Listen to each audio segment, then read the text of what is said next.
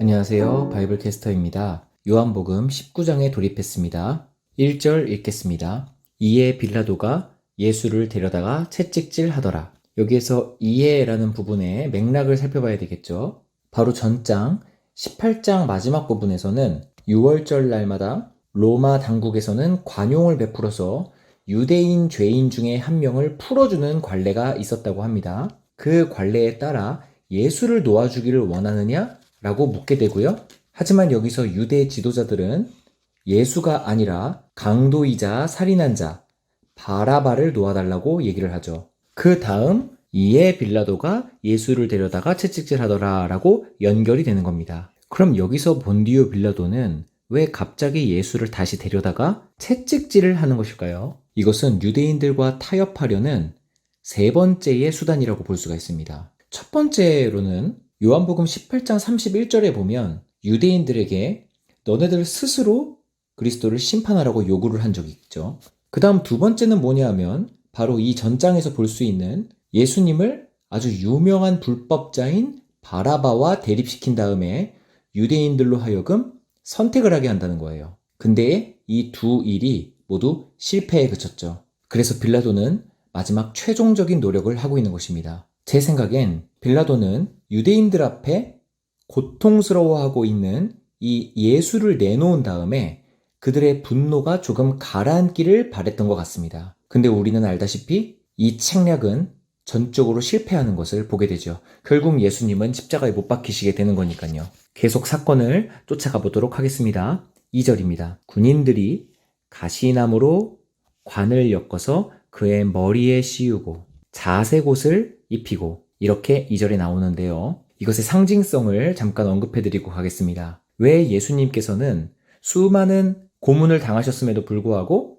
성경에선 가시나무로 만든 면류관과 그 다음에 별것 아닐 수 있는 자색옷을 입혔다는 걸 언급하는 걸까요? 이게 어떤 의미가 있고 중요한 지점이 있기 때문 아니겠습니까? 먼저 가시나무는 우리가 알고 있는 창세기 3장 17절의 저주를 상징하고 있습니다. 아담과 하와가 에덴 동산에서 범죄하였고 그로 인하여 우리 인류에 죄가 들어오게 되죠. 그로 인하여 어떤 저주를 받게 되냐면요. 3장 18절 읽어보겠습니다. 땅이 내게 가시덤불과 엉겅퀴를 낼 것이라 이렇게 나옵니다. 그래서 땅에서 나오는 가시덤불은 아담과 하와가 저지른 죄의 결과를 상징하는 겁니다. 즉 인류가 저지른 죄의 결과, 땅에서 나오는 가시덤불과 엉겅퀴인 거죠. 그래서 그 가시덤불로 관을 엮어서 예수 그리스도의 머리에 씌웠다라고 나오는 것은 우리 인류의 죄로부터 비롯된 모든 죄의 결과를 그의 머리에 이시고 십자가에 못 박히시는 예수 그리스도, 그 어린 양의 모습을 상징하는 것입니다. 마치 아사셀 염소에게 인간의 모든 죄를 그 염소의 머리에 안수함으로써 전가를 시키고 그 염소를 광야에 내보내버리는 그 제사제도와 비슷한 장면처럼 보이는 것이죠. 그리고 자색 옷도 역시 우리 인류의 죄를 상징하는 것입니다. 이사야 1장 18절 읽어보도록 하겠습니다.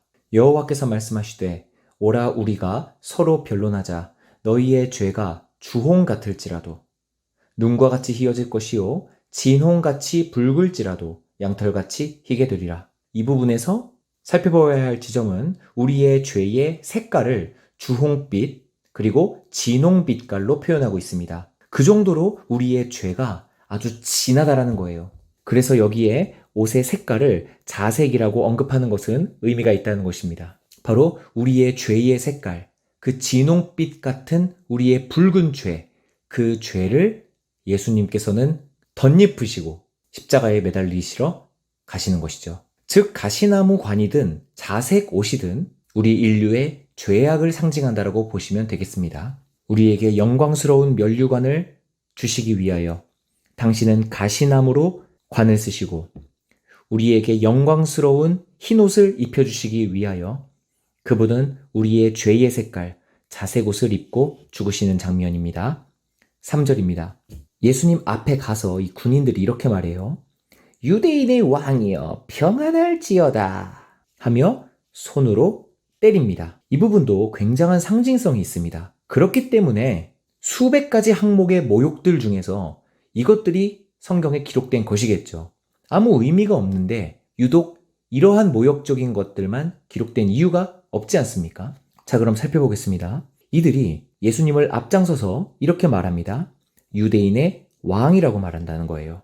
이들은 죄로부터 비롯된 조롱을 하는 것이겠지만 이들의 조롱은 성경에까지 기록될 이 십자가 사건의 함축적 의미를 전달해주고 있어요. 이 군인들이라고 일컫는 이방인들은요, 결국 예수님을 조롱하긴 하지만 유대인의 왕이라고 선포를 하고는 있습니다. 이 유대인의 왕이라는 이 선포가 굉장한 상징성이 있는 것은 인간의 죄는 우리 인간들을 지배하는 왕으로서 군림을 하고 있기 때문입니다. 로마서 5장 21절을 보면요, 죄가 사망 안에서 왕노릇한 것 같이 이렇게 나온단 말이죠.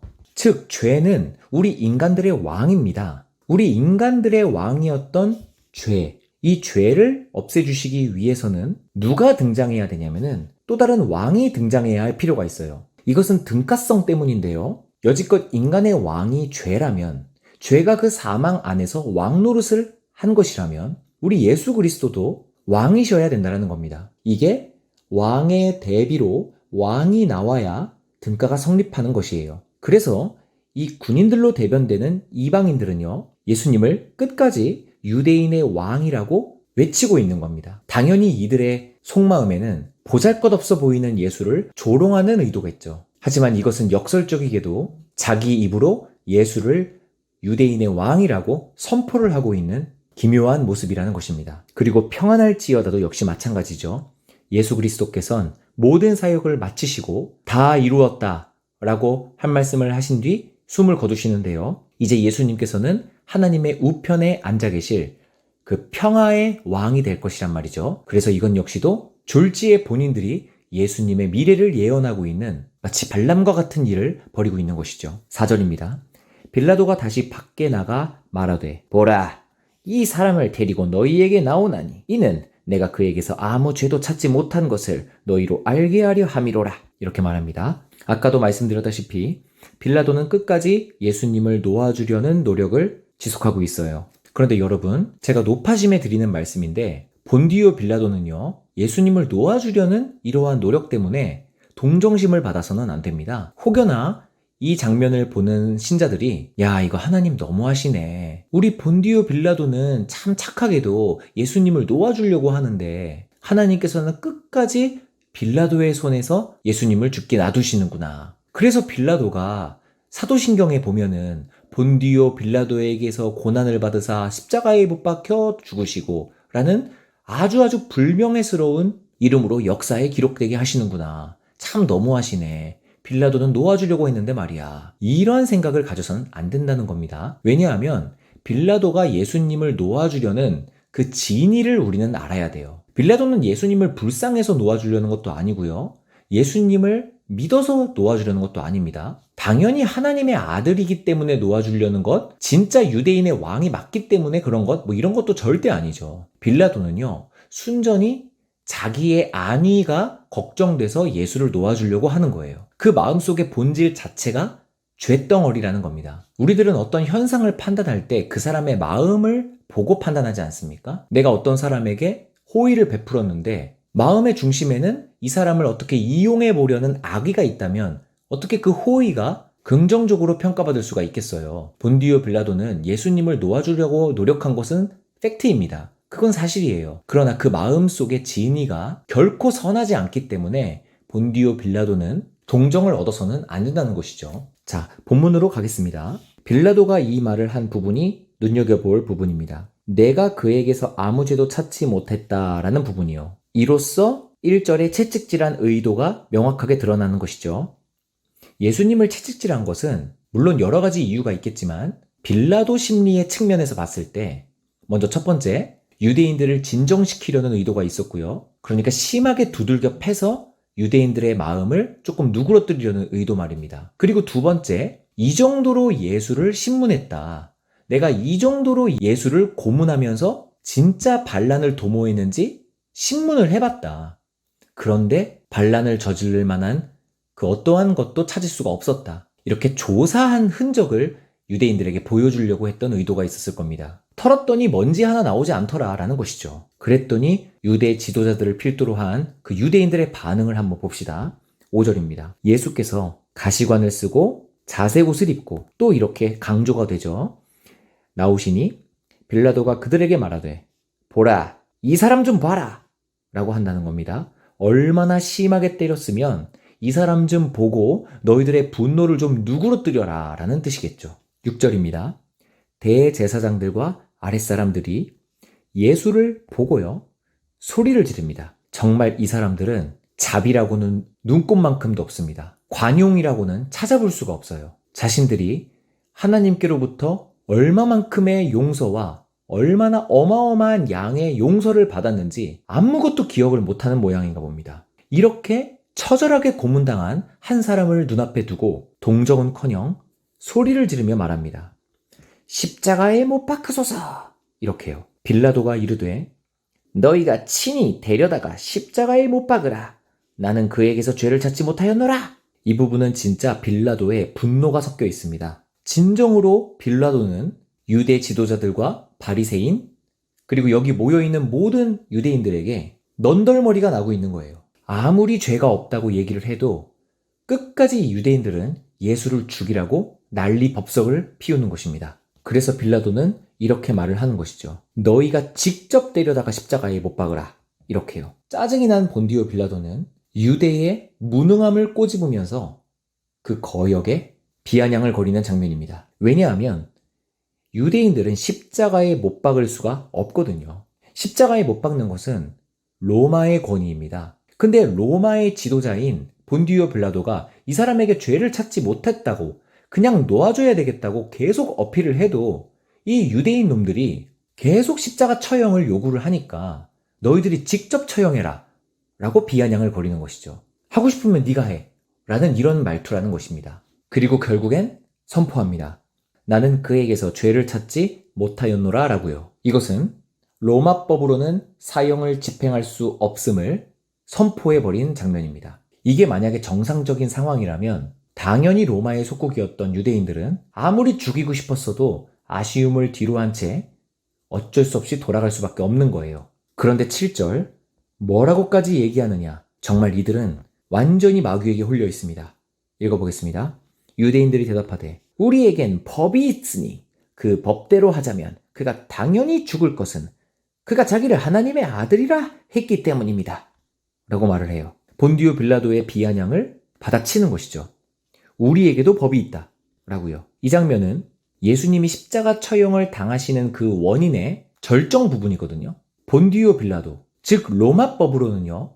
예수님은 십자가 처형을 할 수가 없다라고 선포를 받으셨고 유대인들은 당연히 그 선포를 들었기 때문에 예수님을 처형할 권한이 없게 되었습니다. 즉, 이 말은요. 반란죄라는 요 항목은 무죄 판결을 받은 거예요. 즉, 예수님은 무죄셨습니다. 그럼 예수님은 왜 죽으셨을까요? 십자가 처형의 이유는 뭘까요? 왜 무죄를 받으셨는데 처형을 당하신 걸까요? 그 죄의 항목은 결국 유대인들이 만든 프레임이 아닙니다. 바로 7절 때문인데요. 로마법으로는 무죄라고요? 좋습니다. 뭐 어쩔 수 없죠. 하지만 우리는 예수를 그래도 죽여야겠습니다. 왜냐하면 로마법이 아닌 우리에게도 법이 있습니다. 이젠 로마법으로는 예수를 처형할 수 없게 되었으니 우리 법으로 예수를 처형하고 싶습니다. 그 죄목은 자기를 하나님의 아들이라 일컬었다라는 것. 즉 신성 모독죄입니다. 라고 마치 다른 고소장을 제출한 것이 되는 거죠. 다시 말씀드리겠습니다.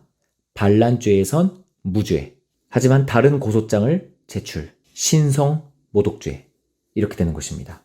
여러분, 유대인들은 즉 하나님의 백성들은 말입니다. 하나님의 아들이신 예수 그리스도를 죽이고 싶어 했어요. 자기 땅에 오매 자기 백성이 영접하지 아니하였다. 이것입니다.